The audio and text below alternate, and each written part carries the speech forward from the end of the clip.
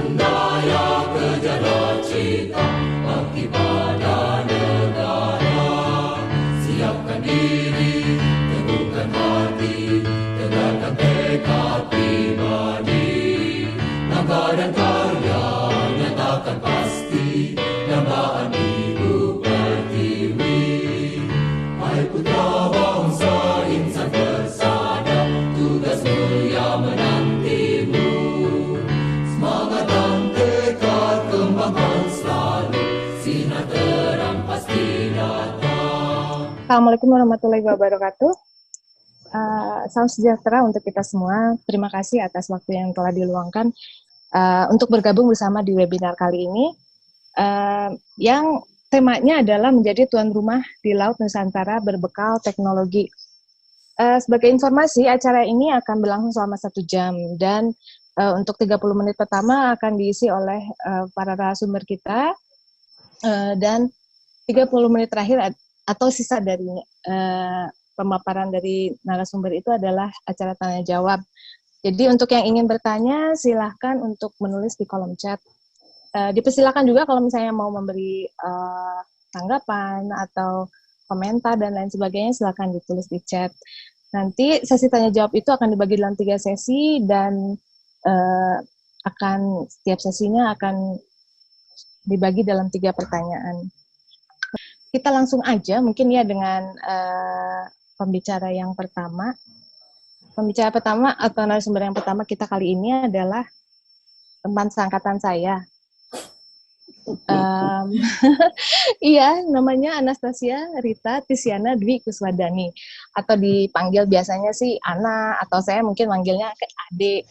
Mungkin kepada Mbak Ana, saya persilakan aja untuk mempersingkat waktu untuk memulai pemaparannya.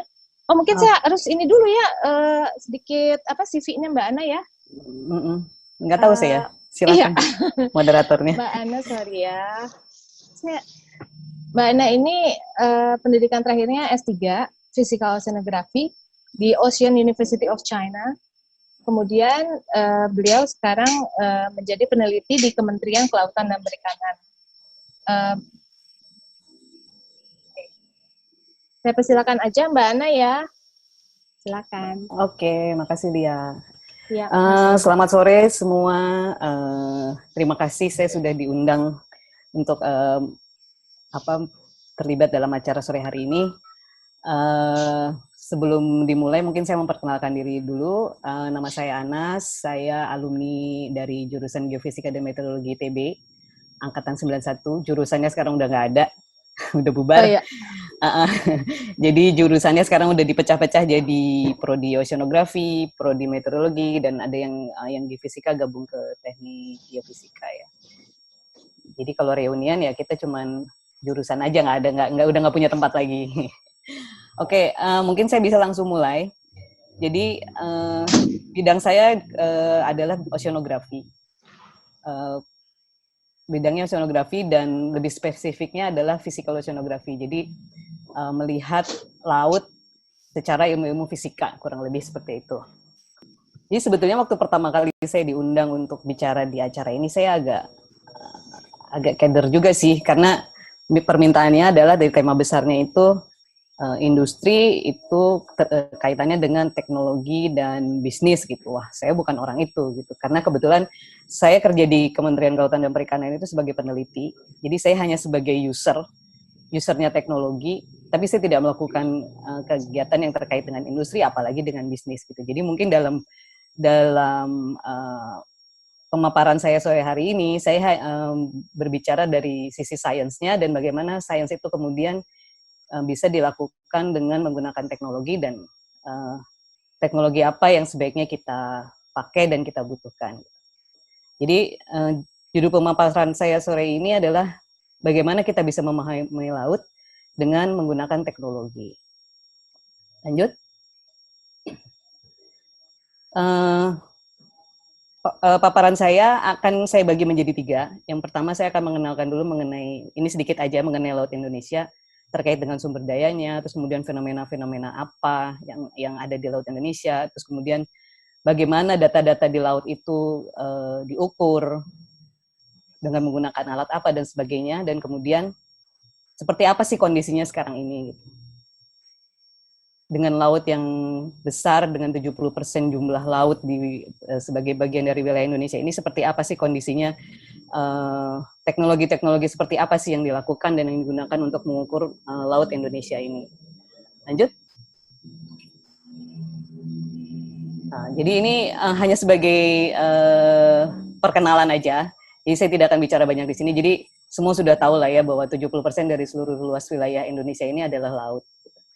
Nah, kemudian Indonesia juga dikenal sebagai salah satu produsen ikan terbesar. Kalau kita lihat dari peta potensi ikan yang di bagian kanan bawah, itu adalah peta potensi ikan tuna di Indonesia. Jadi kita tuh memang salah satu produsen ikan tuna terbesar. Gitu. Tapi ini data sudah cukup lama, jadi belum ada update data terbaru lagi. Nah, terus kemudian 140 juta dari sekitar 250 juta penduduk Indonesia itu tinggalnya di wilayah pesisir. Jadi kita juga harus, tidak hanya sumber daya yang harus kita perhatikan, tapi juga banyak masyarakat Indonesia yang tinggalnya itu di wilayah pesisir. Nah, kemudian selain itu, Indonesia juga memiliki luas terumbu karang itu adalah yang 18% dari luas terumbu karang di Indonesia. Jadi di Indonesia ini kita juga termasuk dalam sebagai bagian dari Coral Triangle. Jadi kalau di wilayah Coral Triangle ini, Indonesia itu luas terumbu karangnya lebih dari 50% di wilayah ini. Terus kemudian juga mangrove juga salah satu bagian yang paling luas wilayahnya di seluruh dunia. Luas mangrove Indonesia itu 22,6% dari wilayah luas mangrove di seluruh dunia dan sebagainya. Dan sebetulnya masih banyak potensinya sumber daya alam Indonesia ini, tapi mungkin saya hanya menampilkan beberapa aja. Nah, lanjut.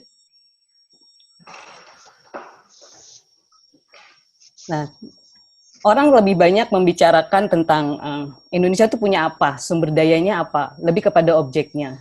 Misalnya ikan, terus kemudian kayak terumbu karang tadi, kemudian mangrove, dan sebagainya. Tapi, banyak orang tuh sering lupa dengan rumahnya. Rumahnya ikan, rumahnya terumbu karang, terus bagaimana mereka hidup dan bagaimana kondisi lingkungannya. Padahal sebetulnya justru bagaimana sumber daya laut itu bisa sustain, bisa bertahan, itu justru karena bagaimana kita mengetahui karakteristik rumahnya. Nah, di sini saya mau menyampaikan apa sih yang terjadi di Laut Indonesia itu. Di gambar yang paling kiri yang atas, yang ada tulisannya El Nino, La Nina, DM, minus, plus, plus, dan sebagainya itu, saya mau bilang bahwa mungkin masih ingat lah, waktu kita SD, SMP, SMA itu, di pelajaran-pelajaran geografi biasanya atau IPA, Indonesia terletak di antara dua samudra, Samudra Pasifik dan Samudra Hindia. Seperti itu. Nah, kedua samudra ini itu mempengaruhi kondisi laut di Indonesia. Begitu juga sebaliknya, gitu. Laut di Indonesia juga mempengaruhi kondisi fisik atau karakteristik Samudra Pasifik dan juga Samudra Hindia. Gitu. Kalau yang El Nino La Nina mungkin sering dengar ya, yang menyebabkan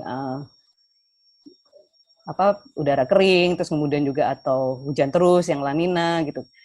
Nah, itu juga ada satu lagi fenomena yang juga hampir mirip, yang periodenya juga hampir sama dengan El Nino atau La Nina, itu yang terjadi di laut di Samudra Hindia, di Indian Ocean biasanya kita sebutnya. Itu yang ada DM plus DM itu juga salah satu fenomena yang mempengaruhi laut Indonesia. Terus kemudian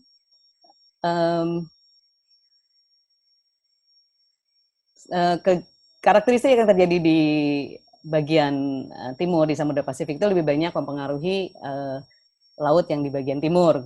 Kemudian yang di Indonesia, yang di bagian barat lebih banyak dipengaruhi oleh karakteristik laut yang terjadi di Samudra Hindia. Kurang lebih singkatnya seperti itu. Terus kemudian ada yang namanya angin musim atau angin monsun. Terus kemudian kalau misalnya dalam kehidupan sehari-hari kita yang lagi panas gitu, terus tiba-tiba terjadi hujan selama mungkin hampir 1 bulan, kok tiba-tiba hujan ya gitu. Itu mungkin juga terjadi karena akibat adanya yang mungkin kalau bisa dilihat di peta itu ada tulisannya MGO. MGO itu namanya singkatan dari Madden-Julian Oscillation. Itu juga salah satu fenomena unik yang terjadi di Indonesia, sebuah osilasi yang terjadi di Samudra Hindia yang bisa menyebabkan yang mempengaruhi curah hujan di Indonesia yang biasanya terjadi sekitar 30 sampai 60 hari. Simpelnya begitu. Nah, terus kemudian di yang paling kanan bawah itu ada Indonesian True Flow. Indonesian True Flow ini adalah salah satu karakteristik paling unik di Indonesia, yaitu di mana ada arus di bagian dalam Indonesia di sekitar kedalaman 200 meter, itu sebetulnya adalah bawaan dari Samudra Pasifik yang masuk ke wilayah laut Indonesia. Dan terus kemudian begitu masuk ke wilayah laut Indonesia, itu sama laut Indonesia itu di mix. Jadi Indonesia itu terkenal juga, laut Indonesia itu terkenal juga sebagai mix master laut gitu. Jadi air yang dari Samudra Pasifik itu hangat. Nah, kemudian masuk ke Indonesia, di mix lagi, diacak-acak, kemudian keluar tuh lewat Selat Lombok, kemudian ada yang namanya Selat Ombay, kemudian ada dari Timor, itu menjadi masuk ke wilayah Samudra Hindia, itu jadi dingin gitu. Jadi Indonesia itu dikenal banget sebagai lautnya itu bisa mengacak-acak atau mencampur aduk, mengaduk-aduk air laut menjadi berubah gitu. Terus kemudian yang fenomena yang lain yang juga orang mungkin tahu adalah tentang siklon tropis atau tropical cyclone, yang sering menyebabkan terjadinya juga badai ekstrim atau gelombang ekstrim dan sebagainya. Tapi sebetulnya di Indonesia itu tidak terjadi tropical cyclone gitu. Karena posisi Indonesia di ekuator, jadi kalau secara teori di ekuator itu tidak pernah terjadi tropical cyclone, karena sebelum sampai di wilayah ekuator itu sudah keburu dibelokkan oleh ada yang disebut, kalau di teori fisika, di teori oceanografi atau teori meteorologi itu namanya gaya Coriolis. Jadi udah belum nyampe ke Indonesia udah keburu dibelokkan oleh gaya-gaya itu. Jadi tapi bukan berarti kita juga bisa tenang-tenang aja gitu. Kita masih tetap kena buntutnya. Makanya kita masih ada yang namanya cuaca ekstrim, terus kemudian ada gelombang badai dan sebagainya, itu juga bisa disebabkan oleh tropical cyclone itu. Lanjut. Nah, kenapa sih si yang tadi yang arus lintas Indonesia yang saya bilang tadi diacak-acak atau dicampur aduk di Laut Indonesia itu sangat penting? Karena kalau kita lihat dari gambar ini, sebetulnya arus-arus di seluruh dunia ini saling terhubung satu sama lain. Tapi ada yang mengalirnya di atas, ada yang mengalirnya di dalam, terus ada yang paling bawah sekali di dalam gitu. Nah, sini sebetulnya saling terhubung satu sama lain. Nah, hubungan arus-arus laut di dunia ini itu adalah nanti saling berhubungan juga dengan iklim yang terjadi antara satu wilayah dengan wilayah laut lainnya. Jadi kondisi laut Indonesia itu akan berdampak ke kondisi iklim dunia. Jadi makanya kenapa laut Indonesia ini sangat laris. Jadi banyak orang peneliti-peneliti asing yang datang ke Indonesia untuk mengetahui bagaimana sih karakteristik laut Indonesia ini dan apa dampaknya ke kondisi iklim dunia seperti itu. Nah, oke. Lanjut lagi. Nah, kemudian terus gunanya apa juga kita tahu arus-arus itu? Gunanya juga apa kita harus tahu sampai temperatur dan sebagainya. Ini salah satu contoh pemahaman bagaimana kalau kita tahu kondisi laut yang mungkin bisa kita terapkan untuk kepentingan perikanan. Kalau kita lihat yang paling kiri saya itu yang ada larval dispersal pathway. Ini adalah simulasi bagaimana lobster itu dia bermigrasi, bukan bermigrasi. Jadi kalau kita lihat yang bulatan-bulatan kuning, itu adalah tempat memijah atau spawning ground-nya lobster. Nah, ternyata dari hasil penelitiannya, ini yang melakukan penelitian ini bukan orang Indonesia, malah orang Vietnam. Dari hasil penelitiannya orang Vietnam ini, ternyata larvanya lobster itu dia masuk ke Indonesia melalui arus-arus yang tadi itu. Jadi dia matang justru di Laut Indonesia. Gitu. Makanya kan sering terjadi keributan tuh,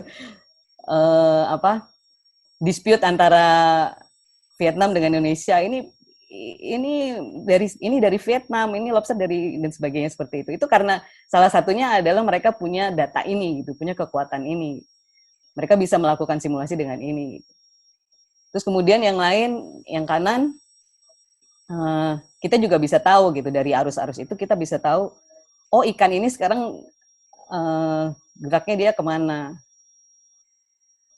ke bawah arus kemana, kondisi lautnya seperti apa. Oh dari temperaturnya sepertinya ikan akan bergerak ke sana karena ikan itu punya karakteristik sendiri-sendiri.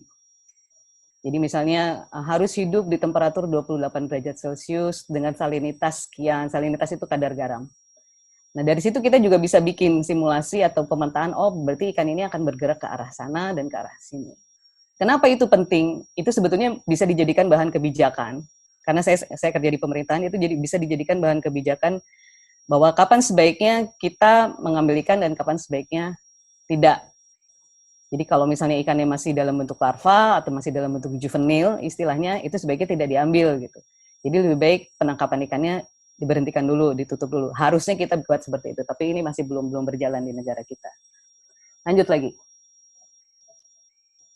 Nah, kemudian itu tadi hanya yang perkenalan awal. Jadi bagaimana sih kondisi laut Indonesia itu sebetulnya gitu. Nah terus kemudian kita langsung kepada topik mengenai bagaimana akuisisi data kelautan itu. Jadi sebetulnya untuk mengukur kondisi laut atau mengetahui karakteristik laut itu kita perlu melakukan beberapa aktivitas kegiatan dengan mengakuisisi data. Yang pertama, kita bisa melakukannya dengan repeat section, yaitu dengan menggunakan kapal riset. Jadi kita menggunakan kapal riset, berlayar, menurunkan alat, mengukur, dan itu bisa dilakukan mungkin dalam setahun, bisa terjadi 2-3 kali atau 4 kali, tergantung musim. Biasanya kalau peneliti itu tergantung musim. Jadi ada pada saat musim basah, musim hujan, musim kemarau, musim peralihan, dan sebagainya. Atau bisa juga dengan cara kita menaruh alat sebagai fixed station yang stasioner, itu bisa dengan buoy, atau kita melihatnya dari data satelit, atau bisa juga dengan UAV. Atau kalau memungkinkan, bisa dengan random track, dengan alat otomatis, terus kemudian kita juga bisa melakukannya dengan model forecasting. Tapi model forecasting ini tetap harus memerlukan validasi dari data akuisisinya. Lanjut, Mas. Oke, nah ini sebagai ini aja, teaser aja. Jadi saya justru pertama kali saya punya pengalaman mengakuisisi data kelautan itu waktu saya ikut kegiatan ekspedisi ke Antartika tahun 2004-2005. Jadi di situ saya belajar bagaimana menggunakan alat-alat, menggunakan teknologi untuk mengukur kondisi laut atau karakteristik laut. Lanjut. Nah ini alat-alat yang biasanya, yang saya bilang tadi, alat-alat yang biasanya saya lakukan atau saya taruh di laut untuk mengukur kondisi atau mengenal karakteristik laut. Biasanya kami menggunakan mooring seperti ini. Jadi tali yang panjang itu adalah kita sebut sebagai mooring buoy. Terus kemudian ada alat-alat, sensor-sensor yang ditempelkan di tali-tali itu yang kemudian mengukur karakteristik laut. Nah yang paling bawah itu ada namanya acoustic release. Jadi alat-alat ini kan ditaruh di bawah air, di bawah permukaan. Terus kemudian nanti di bawahnya itu ada teknologi acoustic release yang kita nggak perlu nyelam sampai ke bawah karena alat-alat ini kadang-kadang kan juga sampai kedalaman 2000 meter itu cukup dengan acoustic release aja nanti bisa naik ke atas. Lanjut lagi. Nah ini salah satu, ini gambar-gambar yang bagaimana biasanya saya melakukan pekerjaan di lapangan dengan menggunakan kapal riset, terus kemudian mengukur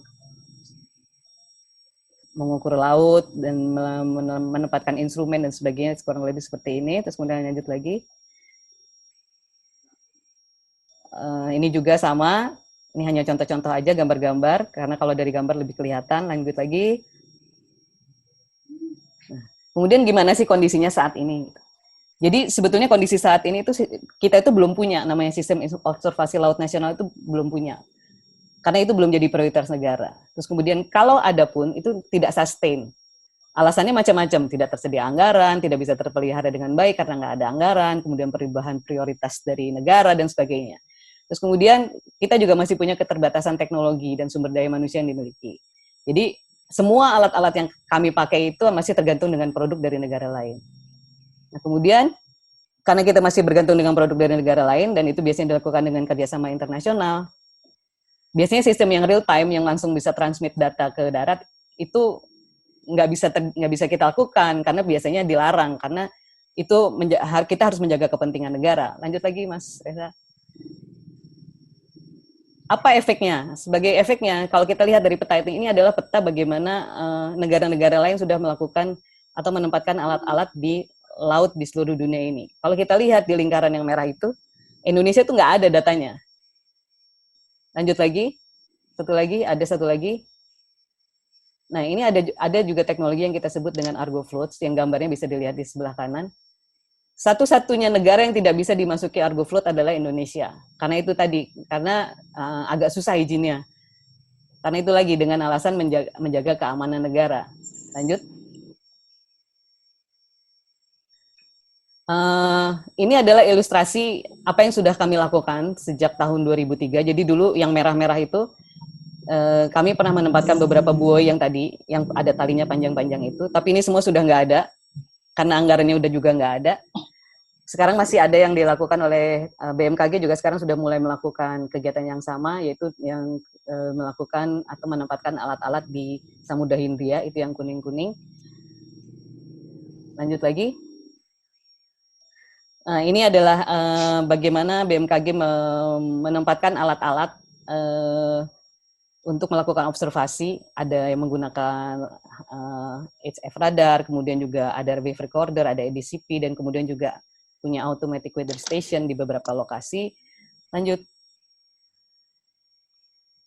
Nah ini yang kalau di Kementerian Kelautan justru tidak terkait dengan riset, tapi lebih kepada operasional untuk pengawasan.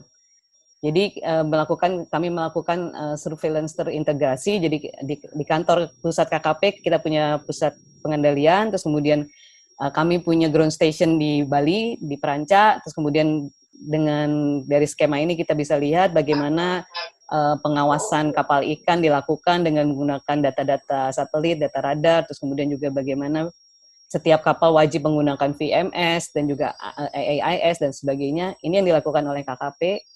Lanjut lagi. Nah,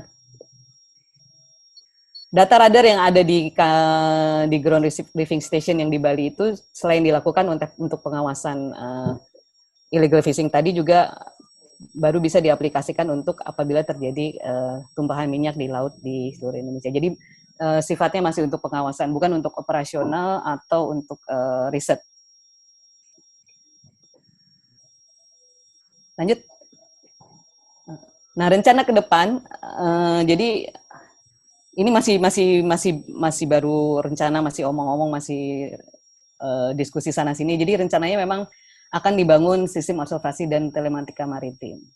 Terus juga bagaimana caranya kita bisa mengembangkan instrumentasi kelautan dalam negeri, tidak tergantung lagi kepada luar negeri, dan bagaimana supaya data-data itu bisa dijadikan satu di dalam yang kita sebut namanya National Ocean Data Center.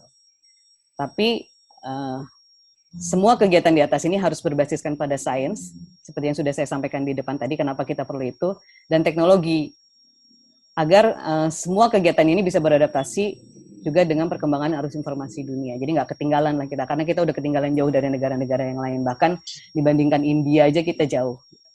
Nah kemudian karena, ini masih ada satu lagi, tapi ini hanya catatan kecil dari saya, karena temanya, lanjut masih diklik aja. Ya. Karena temanya dari panitia ada besarnya adalah industri, adalah teknologi dan bisnis.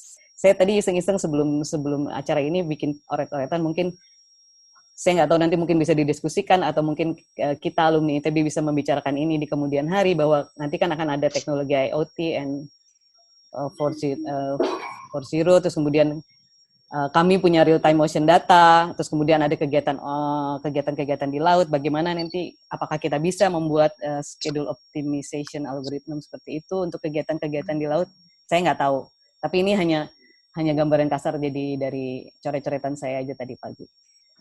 Mungkin itu aja dari saya, satu kali lagi klik Mas Reza ya. Jadi mungkin setelah acara ini, karena ini akan acara waktunya juga cuma sebentar, mungkin kita bisa diskusi lebih lanjut. Saya bisa dihubungi di email ini dan juga itu nomor HP saya, bisa dikontak lewat WA. Gitu Mbak Lia. Terima kasih. Ya, makasih banyak. Menarik banget, padahal sayang banget ininya waktunya sempit ya. Padahal masih banyak yang dieksplor lebih lanjut. Soalnya memang Laut Indonesia kan penting dan unik ya ternyata dari pemaparannya Mbak Ana.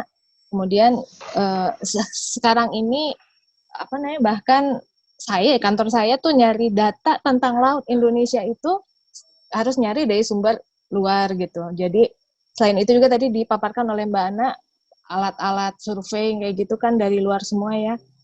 Saya nggak tahu nih di Indonesia ternyata Mas Cahyadi ini sudah memproduksi ya Mas EUV-nya production. Ya, Mas Cahyadi Setiawan ini alumni mesin tahun 96. Sekarang beliau adalah komisaris PT Robo Marin Indonesia dan co-foundernya ya Mas. Oke. Ada juga nih Yurif Underwater Traveler, kayaknya asik. Silakan aja Mas Cahyadi, ini soalnya memang sempit banget soalnya, jadi langsung aja deh. Thank you. Baik, silakan. Terima kasih. Assalamualaikum warahmatullahi wabarakatuh. Waalaikumsalam. Selamat sore semuanya. Senang sekali saya bisa berbagi di sini. Kenalkan saya Cahyadi, teknik mesin 96 alumni. Nah, kemarin saya diminta untuk memaparkan tentang Robo Marin ya. Cuma ternyata temanya itu menjadi tuan rumah di Laut Nusantara. Artinya mungkin saya akan membahas gimana sih biar cara kita menjadi tuan rumah. Dari situ barulah kita akan membahas gimana step-stepnya segala macam, sehingga sampai kita pada penguasaan teknologi maritim yang sudah Robo Marin lakukan. Karena temanya itu tentang menjadi tuan rumah di Laut Indonesia melalui teknologi. Jadi Robo Marin sendiri sebenarnya banyak teknologi-teknologi yang mengkhususkan diri di underwater. Jadi saya membuat judul ini, membangun kemandaran teknologi bawah air Indonesia. Next. Cepat saja ya. Jadi sebenarnya gini, parameter-parameter apa sih yang membuat teknologi kita itu sudah menjadi tuan rumah di Indonesia? Ringkas saja. Jadi ini ada parameter-parameter yang dari pengalaman saya ya saya kumpulin, mungkin tidak terdapat kategori dengan bagus, tapi ini adalah parameter-parameter penting. Pertama itu adalah TKDN, tingkat kandungan dalam negeri atau lokal content. Jadi kalau kita membuat produk, misalnya produk maritim, produk untuk Laut Indonesia, kita mengklaim itu adalah buatan Indonesia, produk ini jadi tuan rumah Indonesia. Jadi kita harus tanya, lokal content-nya berapa sih? TKDN-nya berapa sih? Jadi itu adalah salah satu parameter penting di mana kita Indonesia bisa menguasai teknologi. Jadi kalau misalnya lokal kontennya itu rendah, kebanyakan dari luar, komponen-komponen pembuatnya dari luar, nah itu kita bisa tingkatkan lagi sehingga itu bisa layak disebut sebagai produk dalam negeri. Yang kedua adalah TKT, tingkat kesiapan teknologi, ini dari BPPT sebenarnya. Jadi kalau misalnya produk Indonesia untuk maritim misalnya ya, terus lokal kontennya bagus nih, tapi kok dibandingkan dengan produk luar itu masih kalah kualitasnya. Nah, kita jangan mengklaim dulu bahwa produk Indonesia jelek, enggak. Kita bisa tanya, tingkat kesiapan teknologinya seperti apa sih? Itu kita bisa membandingkan dengan fair dengan negara lain. Di mana mungkin negara lain tingkat kesiapan teknologinya udah tinggi karena mereka udah duluan. Nah, itulah yang perlu diperhatikan ketika kita ingin memproduksi produk dalam negeri. Itu. Jadi kita tidak akan bilang lagi produk dalam negeri bagus, produk dalam negeri jelek, tapi ini adalah produk dalam negeri, tingkat kesiapan teknologinya itu seberapa. Itu ada ukurannya, ada di tabel di gambar di samping kanan ya. Itu ada tingkat kesiapan teknologi. Nah, ada juga tingkat kesiapan manufaktur. Jadi ketika kita udah membuat produk barang, bisa nggak kita manufaktur? Itu ada lagi tingkat kesiapan manufaktur. Yang ketiga adalah tingkat kesiapan komersil. Itu hubungannya nanti sama bisnis.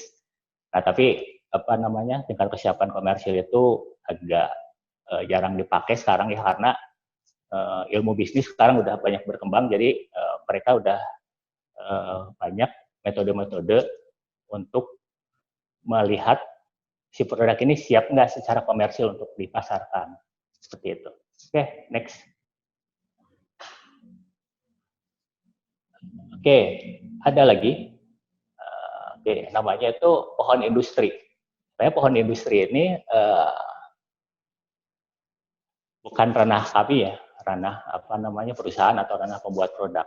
Ini adalah ranah dari pemerintah Departemen Perindustrian. Nah, cuma kita sangat bergantung pada itu. Sebagai contoh, ketika kita membuat kapal selam tanpa awak, kita bisa membuat kontrolnya, membuat pengendalinya.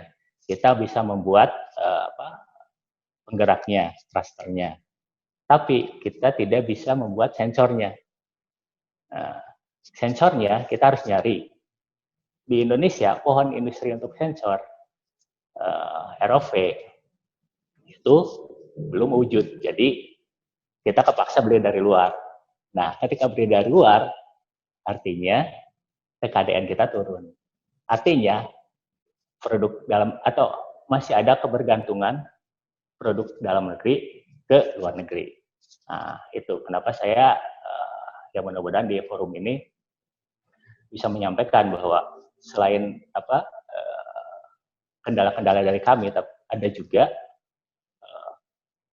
lingkungan-lingkungan yang bisa menghambat dari terciptanya produk dalam negeri. Oke. Yang ketiga adalah roadmap dan milestone yang jelas. Ini sangat penting sebenarnya. Karena tanpa roadmap sama milestone, kita akan kesulitan. Perkembangan teknologi berkembang sangat pesat. Saya senang tadi pemaparan Mbak Ana itu. Ketika Mbak Ana memaparkan laut kita seperti ini, artinya roadmap kita akan kemana sih? Roadmap teknologi maritim kita akan kemana? Jangan sampai roadmap maritim kita itu terpisah dari kebutuhan user atau kebutuhan Indonesia pada umumnya. Itulah yang perlu. Nah, untuk lebih jelasnya saya akan paparkan gimana sih cara roadmap kita atau cara kita menguasai teknologi bawah laut. Oke, next. Oke, karena kita bicara tadi tentang roadmap, saya akan sedikit bernostalgia ke masa-masa lalu ya. Jadi zaman dulu itu di ITB tahun 90-an itu masih banyak orang yang suka, namanya mungkin anak lab ya, suka nginep di lab gitu ya, terus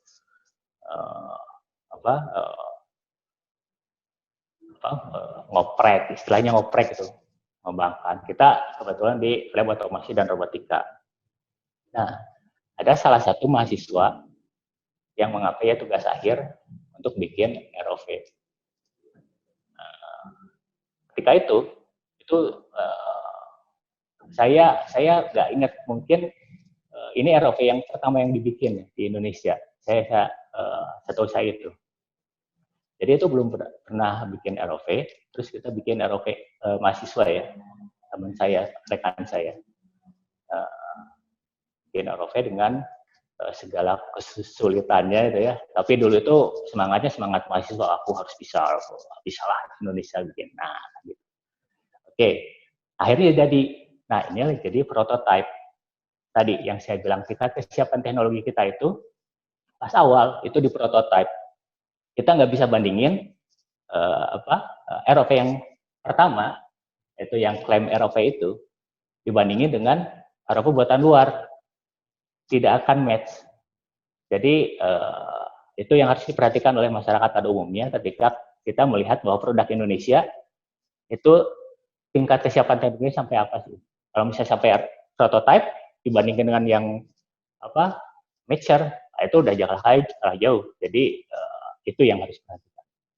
Oke, yang kedua, setelah bisa dapat penguasaan teknologi ROV, terutama manuvernya. Kalau ini kita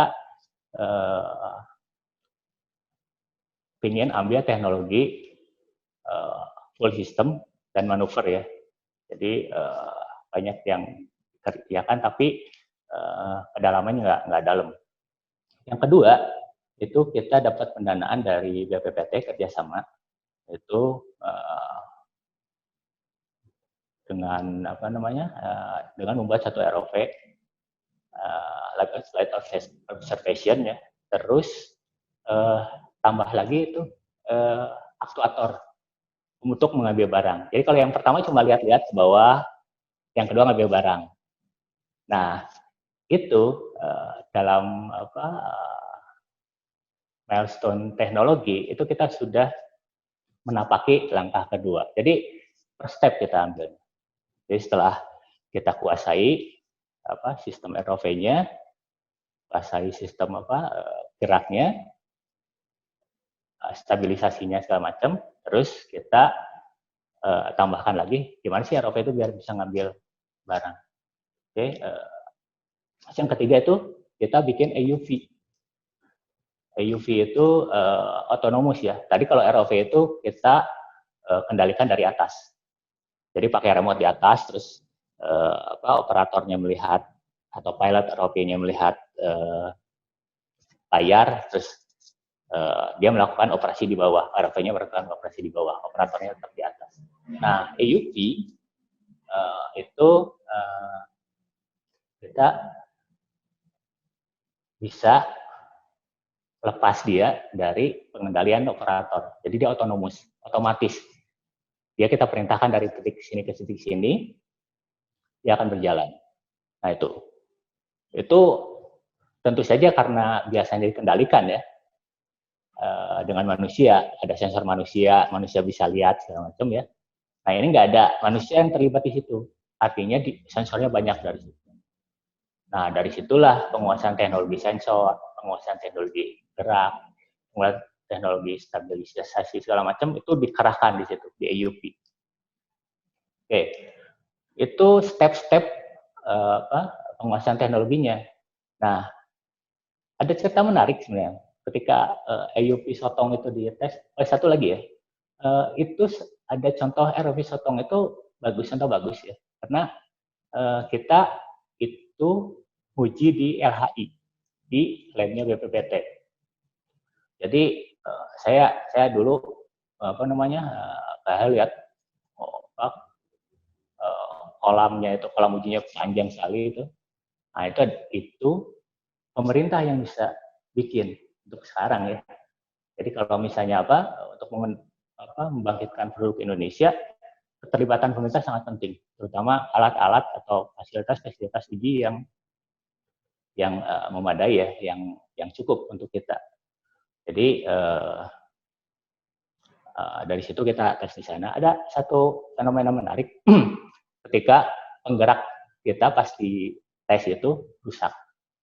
Penggerak ROV itu namanya thruster. Itu rusak. Nah, ketika rusak, waktu itu kita mau klaim kan itu buatan luar thrusternya. Kita mau klaim ke luar negeri ke produsennya. Bisa tolong diganti nggak? Oke, kebetulan saya yang email-emailan. Oke, saya terima gantian, tapi tolong ditulis ini buat apa segala macam ya, panjang sekali. Terus itu waktunya kalau salah 3 bulan. Jadi udah lama, panjang waktunya, dan kita ditanya macam-macam. Nah, dulu kami masih muda jadi dengan kondisi kayak gitu langsung timbul kan, loh kenapa nggak bisa? Kenapa kita nggak bisa bikin sendiri? Nah kayak gitulah. Jadi intinya dengan semangat kayak gitu, ya udahlah kita bikin. Akhirnya ya itu, akhirnya kita bisa bikin thruster. Jadi penguasaan teknologi kita bertahap. Yang pertama kan pengendalinya kita dapat, wahananya kita dapat. Jadi wahananya biar masuk ke air tidak bocor, kita dapat teknologinya. Terus sensornya, walaupun sensornya dari luar, teknologinya kita bisa dapat. Terus penggeraknya kita dapat. Nah ini milestone penting sebenarnya kenapa ditulis di sini di thruster ini ya, karena untuk menguasai teknologi itu kita harus milih-milih ya. Apakah teknologi apa sih yang perlu kita kuasai? Nah kalau saya sering teringat ujangan dosen saya itu, jadi ambillah core teknologinya, teknologi intinya. Jadi salah satu teknologi dari ROV adalah teknologi dari penggeraknya, thrusternya, pendorongnya. Oke, sekarang next ya. Nah, ROV itu masuk ke dalam. Oh, sorry, belum next. Oke, setelahnya itu ROV itu masuk ke dalam. Itu ngapain? Awalnya kan cuma lihat-lihat. Terus yang kedua, kita bikin teknologi bisa ambil barang. Bisa melakukan aktuasi di bawah, bisa melakukan operasi ringan di bawah. Nah, yang ketiga, ROV itu harus bisa membawa namanya payload. Payload berupa sensor yang besar, itu ya, sensor-sensor itu kita bisa bawa. Nah, itulah kita bikin namanya SRIM. Jadi, dia ROV biasa tapi bisa bawa payload. Nah, payloadnya bisa macam-macam. Kalau misalnya di kelautan itu bisa sensor ya, DO atau macam-macam, itu kita bisa bawa. Oke, nah, milestone yang terakhir dari story-nya itu adalah bahwa kita udah memikirkan di Laut Indonesia itu seperti apa sih. Infrastrukturnya masih kurang memungkinkan untuk menurunkan ROV yang besar. Akhirnya ya kita bikin ROV yang kecil. Nah ini menjadi dasar dari bisnis sebenarnya. ROV kecil itu sangat ringan, mudah digunakan, mobile, murah juga. Akhirnya ya kita membuat PT Robomarin Indonesia di tahun 2013. Next.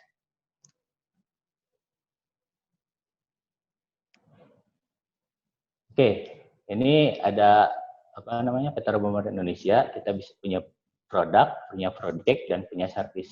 Next saja.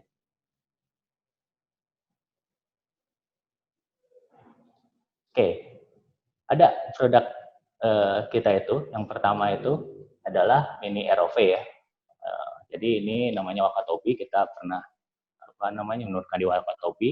Nah, ini juga pernah dipakai di Kepulauan Seribu untuk melihat kondisi terumbu karang di bawah. Jadi kita bawa sensor DO, bawa temperatur, kita bisa tahu keadaan kondisi di bawah laut ya. Jadi kita bisa lihat laut ini sehat atau enggak. Dari situ, mungkin Mbak Ana udah ngerti lah dari mulai ambil data, nanti sampai keluar kesimpulan bahwa oke, kita harus ngapain sih untuk laut ini. Oke. Setelah itu ada juga Raja Ampat ya. Ini ROV yang paling dalam yang kita punya. Operasinya bisa sampai 1000 meter. Nah, ini kita pernah nurunin di beberapa tempat lah di Indonesia. Oke, terus yang ketiga adalah kita punya USV. USV itu Unmanned Surface Vehicle ya, jadi kapal tanpa awak. Jadi tinggal kita perintahkan dia akan jalan-jalan kemana. Tapi bukan itu aja. Di bawah situ kita bisa pasang sensor ya. Jadi kita bisa melakukan survei batimetri. Dia jalan-jalan, terus keluarlah kontur bawah air. Jadi tetap core teknologinya di bawah air. Oke, next. Nah ini kita pernah melakukan servis juga seperti GVI ya, General Visual Inspection untuk pipa bawah air. Terus kita pernah nyari kapal yang tenggelam juga. Jadi kapal tenggelam, tolong cariin dong kapal tenggelam. Cuma lautnya tuh sangat keruh, penyelam nggak bisa melihat dengan jelas. Akhirnya kita kirimlah robot bawah air ke dalam untuk mencari kira-kira kapal yang tenggelamnya ada di mana sih, posisinya ada di mana, tenggelamnya seperti apa, sebab tenggelamnya karena apa. Jadi kita bisa melakukan monitoring di bawah seperti apa. Oke, ketiga itu USP, itu batimetri, kita bisa melakukan baterimetri juga.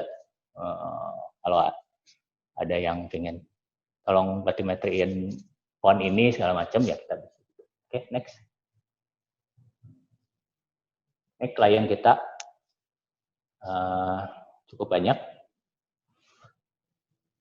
Oke, next aja. Oke, terima kasih. Atau next lagi. Nah, setelah itu ada gambar-gambar. Masih ada waktunya.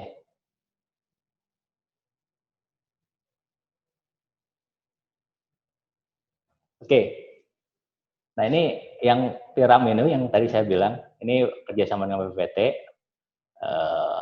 Ini ada sedikit gambar-gambarnya. Harusnya video, cuma videonya mungkin bisa dilihat di YouTube ya, channel Robomarin. Oke, next. Ini sotong EUP yang tadi saya bilang. Oke, next. Nah, ini shrimp. Next lagi. Ini ROV yang kecil, Wakatobi. Next. Nah, ini yang Raja 4. Kita turunin di beberapa tempat di Indonesia. Oke, next. Yomar, USP kita. Next. Nah, ini ketika kita inspeksi pipa di Cilacap. Next. Nah, ini pas nyari kapal tenggelam ya, lama terus ternyata kita dapat. Awalnya pakai akustik ya, sonar. Setelah itu, setelah kelihatan bentuknya, kita dekatin, terus baru kelihatan dari kamera. Oke, next. Nah, ini survei batimetri. Oke, next. Oke, terima kasih.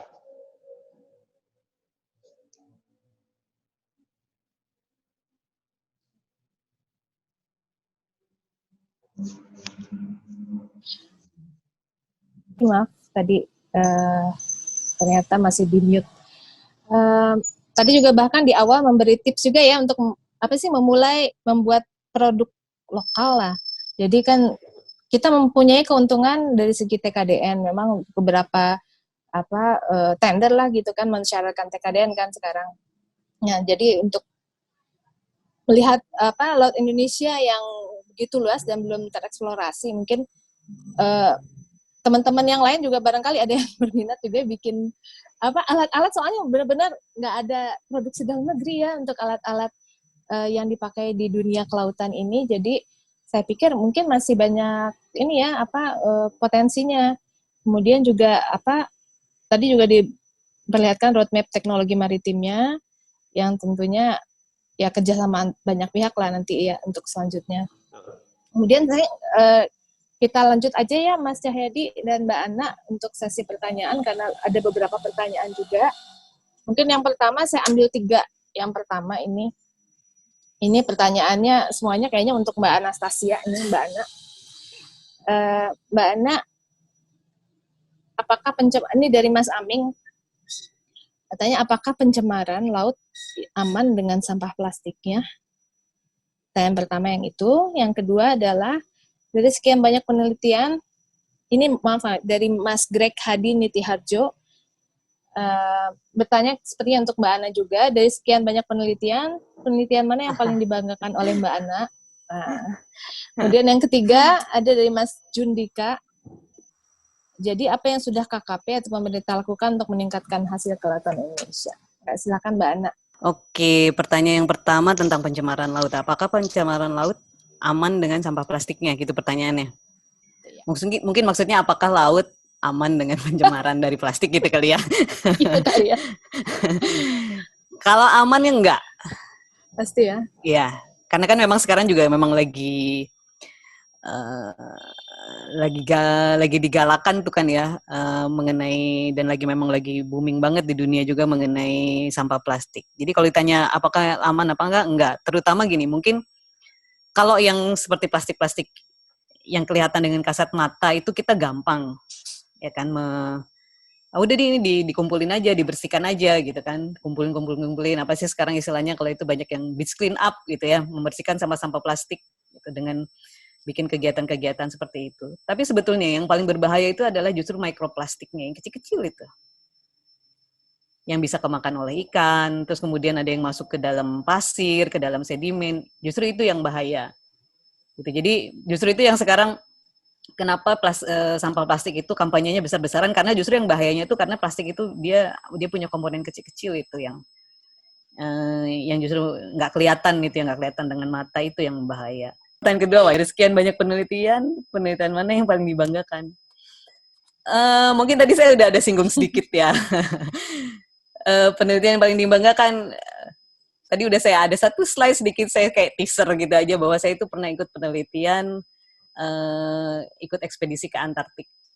Itu sekitar 8 minggu lah, jadi saya mengarungi samudra di selatan, kalau secara orang ilmiah tuh taunya namanya Southern Ocean gitu. Jadi mengarungi Southern Ocean itu sampai ke benua Antartika, itu sekitar 8 minggu, dan itu betul-betul pertama kali perjalanan laut saya yang paling panjang pertama, terus kemudian di mana saya belajar banyak hal tentang bagaimana mengukur laut dengan menggunakan teknologi yang ada itu. Itu untuk pertanyaan yang kedua. Terus pertanyaan yang ketiga, apa yang sudah apa tadi? Sorry. Ini ada di chat ya? Iya, ada di chat. Tapi nggak apa, saya bacain juga. Tadi mana ya? Ya ampun, sorry banget. Ini ya, yang apa yang sudah KKP untuk lakukan untuk meningkatkan hasil ke laut Indonesia? Kalau ditanya banyak. Mungkin yang paling gampang itu adalah yang paling bombastis lah mungkin ya. Itu yang kemarin waktu pas masanya pemerintahan, waktu menterinya Bu Susi, itu yang paling kelihatan sih maksudnya gitu. Karena selama ini sebetulnya KKP itu sudah banyak melakukan kegiatan-kegiatan untuk meningkatkan hasil produksi, tapi mungkin karena KKP itu tidak terlalu terkenal, karena juga memang baru kan, dari tahun 2000, zamannya Presidennya Gus Dur. Jadi kegiatan-kegiatan itu tidak terlalu menonjol gitu. Nah, justru kegiatan-kegiatan menonjol itu waktu pemerintahannya Bu Susi. Tapi sebetulnya itu bukan karena Bu Susi aja gitu. Sebetulnya itu kegiatan-kegiatan KKP yang sudah lama dilakukan, tapi memang baru boom, baru meledaknya pas pas menterinya itu Bu Susi. Jadi seperti salah satunya ya pemberantasan illegal fishing, terus kemudian juga macam-macam sih, ada penyesuaian alat tangkap, terus kemudian menghitung stok ikan, banyak kegiatan yang sudah dilakukan untuk itu. Mungkin itu, Mbak Lia. Oke. Jadi langsung aja ya ke pertanyaan berikutnya untuk yang sesi yang kedua. Ini ada 3 pertanyaan lagi. Ini masih untuk Mbak Ana katanya. Adakah teknologi yang bisa mengantisipasi overfishing? Kemudian yang kedua, bagaimana, ini 3 pertanyaan sekaligus dia. Bagaimana perbandingan antara coastal fishing dan offshore fishing di Indonesia? Saya semua ya. Yes. Nanti yang berikutnya ada untuk Mas Cahyadi, jangan khawatir. Terus yang ketiga, berapa range capture per unit effort di Indonesia? Itu pertanyaan pertama. Kemudian pertanyaan kedua, dari semua pengalaman penelitian perikanan Mbak Anas dan pengalaman pembuatan produk teknologi kelautan dari Mas Cahyadi, apa pendapat Anda mengenai penelitian perikanan kelautan yang paling utama harus dilakukan untuk memajukan perikanan Indonesia melalui teknologi kelautan? Panjang juga. Kemudian yang ketiga, dari Mbak Nelly, kebutuhan untuk operasional kelautan itu diantaranya seperti sudah disampaikan oleh Mbak Ana, bahwa kita memerlukan inovasi teknologi. Karena selama ini sangat tergantung dengan pihak luar. Yes. Dari presentasi Mas Cahyadi, sebenarnya kemampuan untuk membuat peralatan untuk oceanografi itu sudah ada. Yang diperlukan adalah komunikasi dan kolaborasi kerjasama pemerintah dengan swasta. Ya, Mbak Ana dulu yang tadi 3 ini. Iya nih, pertanyaan teknis sekali.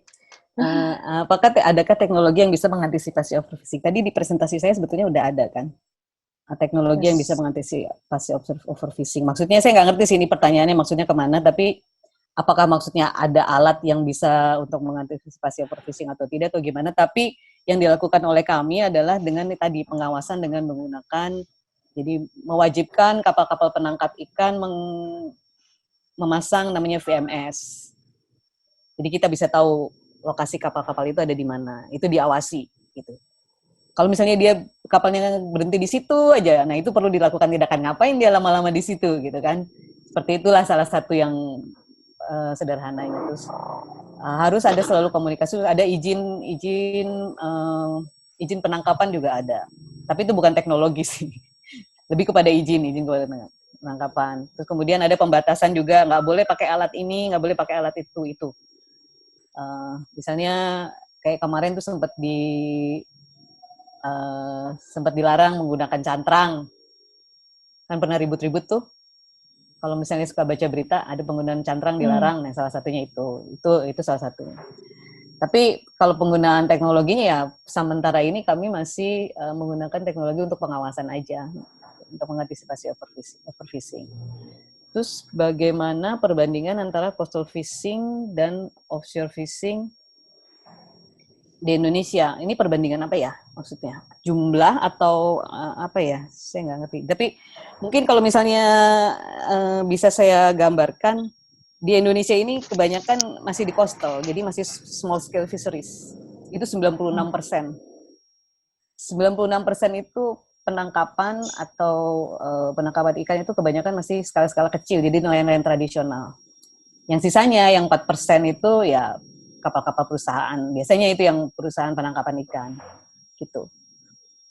Nah, mengenai range capture per unit effort-nya, ini beda-beda sih, tergantung alat tangkapnya apa.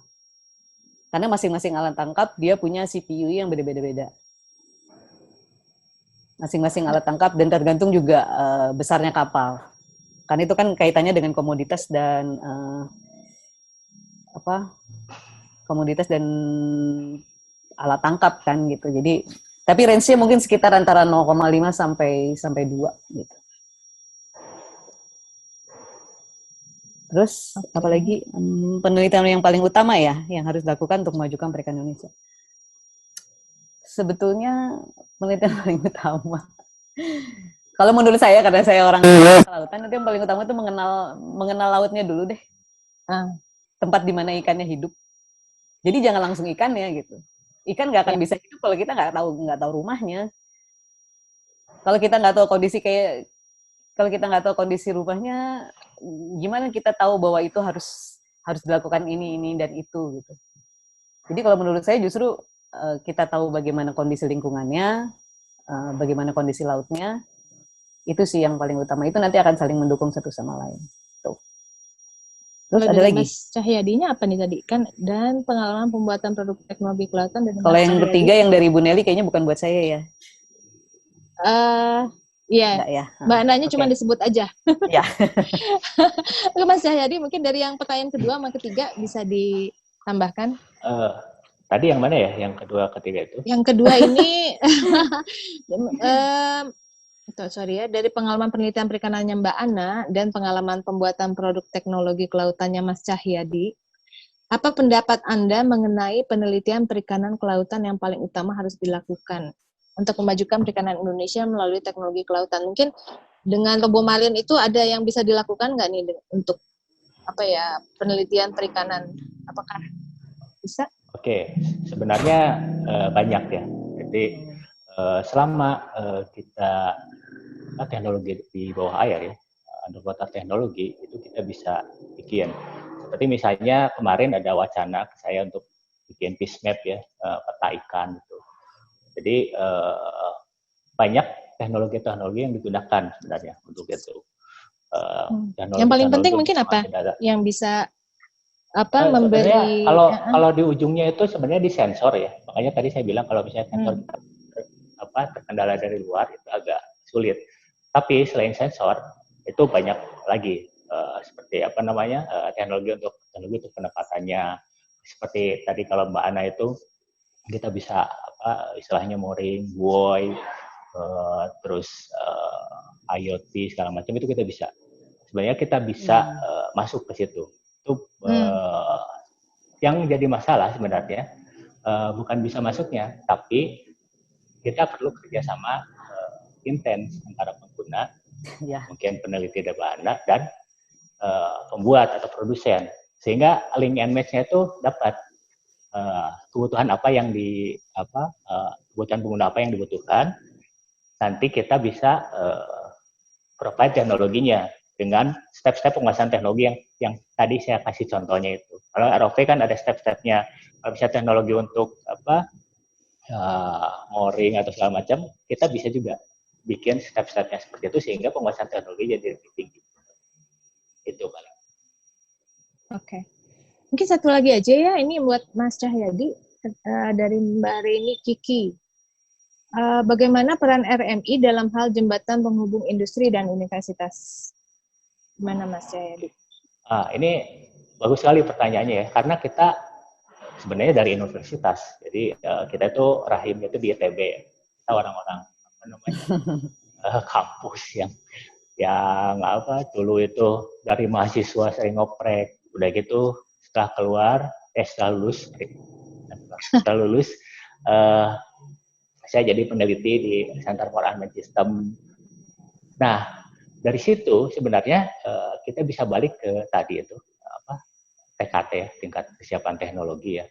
Jadi dari mulai kampus atau universitas itu sangat kuat, sangat strong di tingkat TKT di kalau nggak 4, 5, 6 lah. Maksimal itu jadi prototype.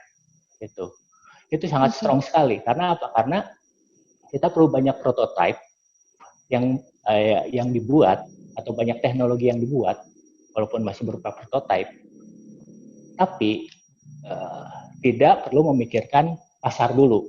Itu cocok loh untuk universitas. Jadi karena apa? Karena ranah penelitian dari universitas. Bayangin kalau kita mikirin pasar dulu ya. Ini ada beberapa teknologi dasar, basic teknologi yang pasarnya kurang menguntungkan, itu tidak akan periset. Nah, itulah peran universitas dan lembaga pendidikan yang disupport oleh lembaga penelitian yang disupport oleh pemerintah. Nah, industri itu pasti ada hubungannya dengan bisnis. Industri akan mematangkan produk-produk atau calon-calon produk yang berpotensi bisnis atau menguntungkan. Jadi perlu kerjasama dari situ. Kalau masih saling tumpang tindih, industri melakukan penelitian walaupun itu nggak apa-apa juga ya, atau universitas melakukan produksi. Nah itu kita akan kesulitan untuk mencari posisi. Jadi bagus sekali tadi universitas sama swasta itu bekerja sama. Itu sangat sangat ideal. Di negara lain yang teknologi maju pun seperti itu. Kayaknya juga untuk universitas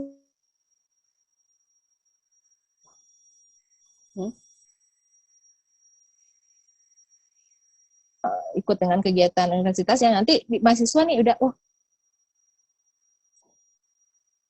ada robo marin gitu. Mungkin bisa gitu juga ya. Kerjasama dengan pendidikan. Universitas. Saya beberapa kali jadi dosen tamu di ITB juga. Terus kita pernah demo di ITB juga. Mungkin di kampus-kampus lain juga lah kalau misalnya memungkinkan ya. Jadi itu sangat tergantung. Ada beberapa personel atau mungkin karyawan kita yang sebenarnya dari kampus yang mereka sangat tertarik dengan teknologi kita. Jadi itu sangat cocok untuk kita kerjasama. Masih banyak pertanyaan sebenarnya yang ditulis di chat, beberapa untuk RoboMarine yang kayaknya tertarik juga ini. Mungkin bisa dijawab belakangan ya? Tadi udah dikasih nomor kontak kan? Silakan aja langsung dikontak. Tanya langsung juga boleh ya kayaknya. Sekarang ini aja ya, saya mengucapkan terima kasih kepada Mbak Ana sama Mas Cahyadi atas waktunya untuk sharing kita sore ini. Mau juga untuk teman-teman yang sudah mengikuti acara ini, terima kasih banyak. Mudah-mudahan kita semua mendapat manfaatnya dan mendapat ide-ide lah mestinya setelah mengikuti webinar ini. Pasti datang, kajilah ilmu dan teknologi, seni dan budaya bangsa, kukuhkan sikap dan tekad mandiri, capai